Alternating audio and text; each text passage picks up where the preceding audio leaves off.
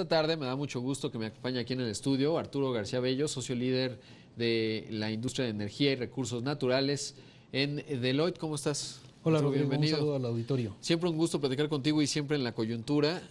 Pues a veces hemos platicado muchos temas de electricidad, también de petróleo, pero hoy vamos a hablar de otro que me parece muy relevante y que me estabas contando algunas cifras que nos hablan del impacto que tiene y me refiero al agua. Sí, bueno, te platico, últimamente se ha escuchado mucho acerca de la huella hídrica. La huella hídrica es un mecanismo que se ha puesto de moda y más que de moda, que va a ser necesaria para utilizar este concepto para medir el consumo del agua, tanto en industrias como en cada población y en cada país. Te comento ahorita, empezando cifras globales para despertar un poco de interés del auditorio. Para producir una camiseta aproximadamente se utilizan 4.100 litros de agua. Una taza de café, 140 litros, y una bolsa de papas fritas, 185 litros. Entonces, eso te habla de algo muy significativo. Luego, unos científicos alemanes que recientemente han publicado el artículo en una revista que se llama Proceeding National Academy of Science, han publicado estudios acerca de la huella hídrica y de una de las conclusiones que llaman mucho la atención es que el 38% del consumo del agua que se extrae del subsuelo está concentrado solo en 3 países, que es China, la India, Estados Unidos y cuarto lugar, Brasil, lo cual te llama mucho la atención. Por otro lado, hoy en día tenemos 7.000 millones de población en el mundo y se espera que en el año 2050 contemos con 9.000 millones. Y esto te da una tasa promedio de crecimiento de 57 millones al año. Y se estima que la demanda de agua crecerá para el año 2050 en 55%, de energía en el 80% y la alimentación en el 60%. Entonces dice, oye, son 3 elementos que están presionando muchos recursos. Por otro lado, el incremento de la población estimada se va a dar principalmente el 90% en los mercados emergentes.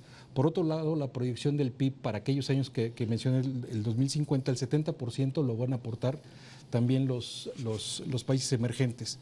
Por otro lado, viene el tema de la migración de rural hacia las ciudades.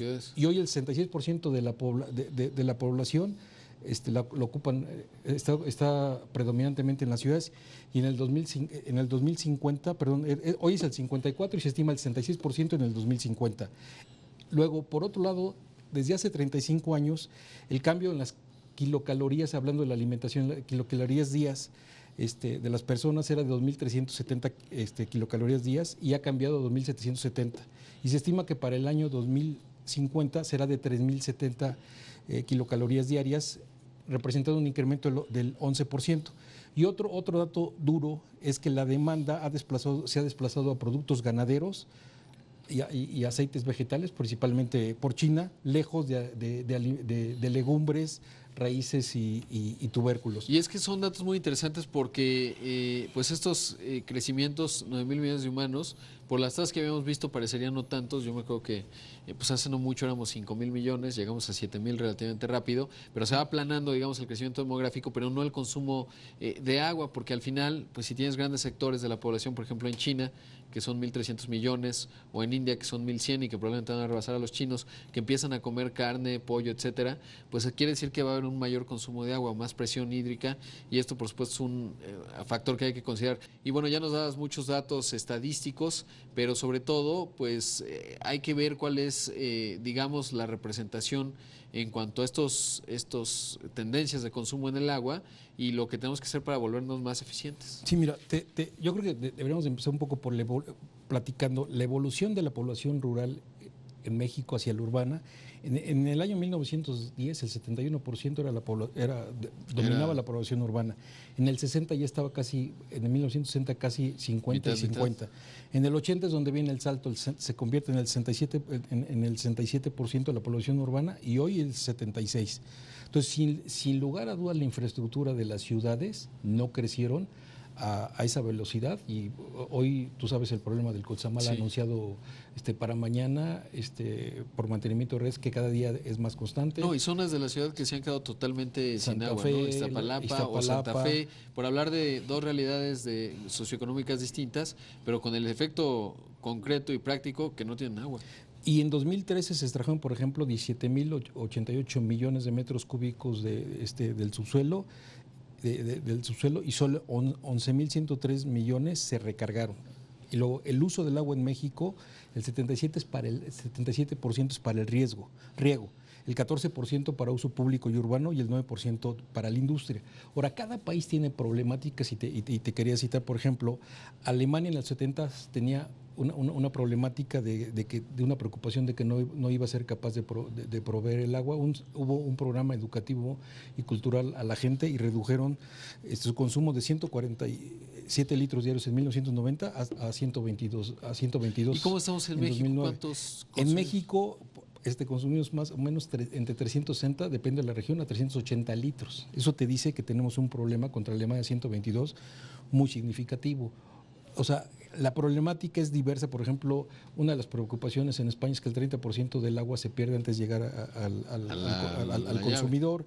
En el caso de Canadá, el tema de los precios está afectando a las compañías denominadas utilities porque no les alcanza para invertir en la infraestructura que tienen los contratos. En el caso de Francia, el cambio climático, debido a que mucho de su recurso hídrico viene de las montañas, el cambio climático los puede alcanzar y tiene una problemática muy diferente.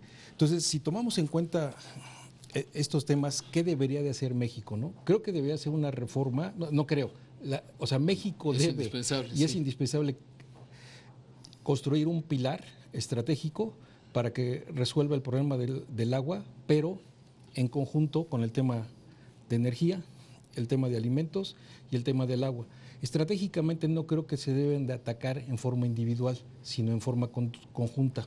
Ahora, ¿qué creo que el gobierno debe de hacer? Bueno, debe acelerar estos temas en la agenda, porque ya tuvieron la reunión de París, recientemente se está terminando, se está concluyendo la de Davos. Hoy nuestro presidente Peña Nieto habló bastante del tema en la agenda del cambio climático en Ecuador hace un par de horas. Entonces, creo que el gobierno debe acelerar la reforma hídrica, pero en conjunción con el tema de alimentos y el tema de la energía.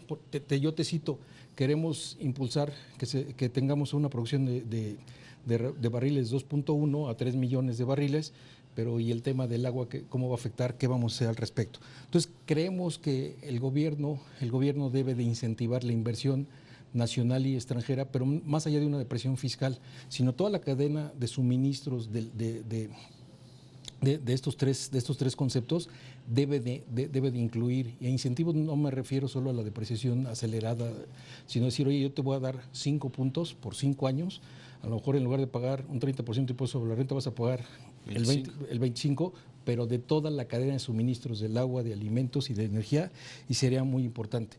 Un tema como sucedió en Alemania, hay que reforzar la cultura en el sistema educativo a todos los niveles y en forma constante. Otro es fomentar el desarrollo de líderes de opinión, porque sí sabemos que un líder de opinión en los temas del agua es Manuel Arango, pero dime quién es el líder de opinión en el caso de alimentos, quién es el líder de opinión de los otros sectores de energía. Necesitamos rehabilitar y ampliar la infraestructura, aprovechar las aguas subterráneas para la agricultura, medir en forma eficaz y eficiente el consumo de la agricultura y de la industria. Hay que tecnificar el riesgo del país porque no todo el riego es eficiente y se consume el 70% del país. Hay que modernizar las redes de conducción y distribución, no solo estar haciendo paros por mantenimientos extraordinarios que cada día son mayores.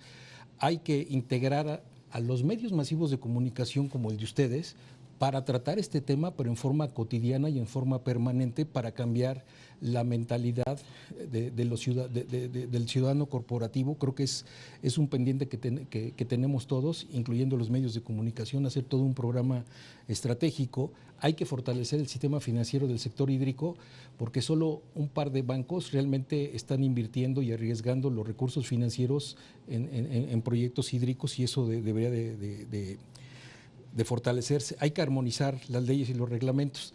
Te comento que, por ejemplo, si te dan en algún estado una concesión de un pozo cartesiano y tú no extraes el volumen que te habías comprometido, te lo pueden quitar. Y si tú construiste y pusiste a echar una planta de tratamiento para tener un amortiguador, claro. y utilizar mejor los recursos, te pueden quitar la concesión. Entonces, Por eficiente, ¿no? Claro. Resulta que por ser eficiente. El tema de transparencia y rendición de cuentas, que realmente alguien que haga vertidos prohibidos sea castigado. El tema de la corrupción y la transparencia también es otro tema esencial. que es toral, ¿no? Pues Arturo, se nos acaba el tiempo, pero es una agenda evidentemente muy completa y sobre todo un tema clave para el futuro de México, y no solo de México, sino de la humanidad, y mucho también habría que hacerse en materia de innovación, ¿no? Es decir, para que las desalinizadoras pues, sean rentables. Sean rentables, como el caso de Baja California. Exactamente, y que ahí funcione, digamos, ese esquema. Pero bueno, ya lo platicaremos porque se nos acabó el tiempo, pero muchas gracias por estar aquí. Gracias, un saludo al auditorio. Para obtener mayor información, consulte nuestra página www.deloitte.com/MX. Gracias. Gracias, Arturo García Bello, socio líder de la industria de energía y recursos naturales en Deloitte. Te invitamos a seguir cuestionando la información con los siguientes videos.